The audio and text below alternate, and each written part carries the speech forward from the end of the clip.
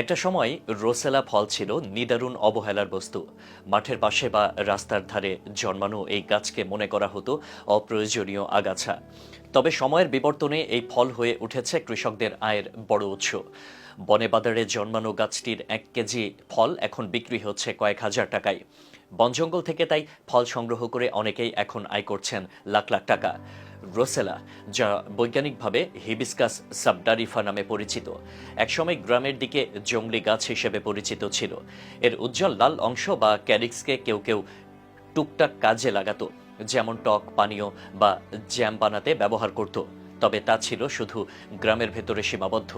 বড় বাজারে এই ফলের তেমন কদর ছিল না। কৃষকরাও এটিকে আগাছা বলে মাটির সঙ্গে মিশিয়ে ফেলত। কিন্তু প্রকৃতি যে আমাদের অমূল্য অনেক সম্পদ দেয়, তার প্রমাণ এই গাছ। রোসেলার ভেতরে লুকানো সেই সম্ভাবনা হঠাৎ সামনে আসতেই এটি এক মূল্যবান গাছে পরিণত হয়েছে। গবেষণা শুরু হওয়ার পর রোসেলার আসল গুণাগুণ সামনে আসতে থাকে। বিজ্ঞানীরা জানালেন এই ফল ভিটামিন সি, অ্যান্টিঅক্সিডেন্ট আর মিনারেলে ভরপুর। এর টক স্বাদ শুধু পানীয় নয়, হরেক রকম খাবারেও বিশেষ হয়ে উঠতে পারে। এমনকি এর বীজ থেকেও তেল তৈরি করা যায়, যা ত্বক ও চুলের জন্য উপকারী। এসব গুরুত্বপূর্ণ গবেষণা তথ্য বদলে দেয় রোসেলার পরিচিতি। একসময় যে গাছকে আগাছা ভাবা হতো, এখন সেটি অনেক অঞ্চলে পরিকল্পিতভাবে চাষ হচ্ছে। রোসেলা এখন আর শুধু ফল নয়, এটি হয়ে উঠেছে বহুমুখী সম্পদ। খাদ্য ও পানীয় তৈরি করতে এটি এখন বাণিজ্যিকভাবে ব্যবহার হচ্ছে। রোসেলা দিয়ে তৈরি হয় টক স্বাদের চা, জ্যাম, সিরাপ ও সস।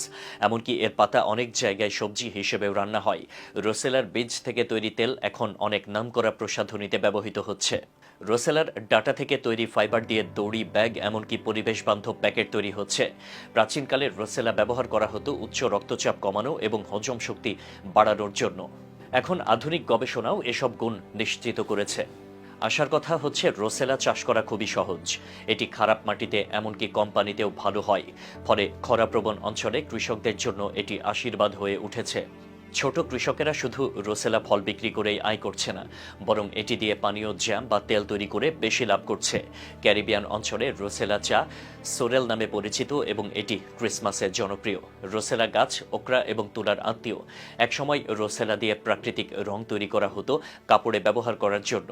আজকের দিনে রোসেলা আর জংলি গাছ নয়, এটি কৃষকের সোনার ফসল। খাদ্য শিল্প, প্রসাধনী এবং পরিবেশ বান্ধব পণ্যের দুনিয়ায় এর চাহিদা বাড়ছে। যখনই আপনি রোসেলা চা পান করবেন বা রোসেলা জ্যাম খাবেন, মনে রাখবেন এই ফলের যাত্রার গল্প। এটি শুধুই একটি ফল নয়, বরং এটি প্রকৃতির সেই উপহার যা একসময় অবহেলিত ছিল। রোসেলা আমাদের শেখায় সঠিক সময়ে সঠিক জায়গায় কিছু জিনিসের মূল্য বদলে যেতে পারে।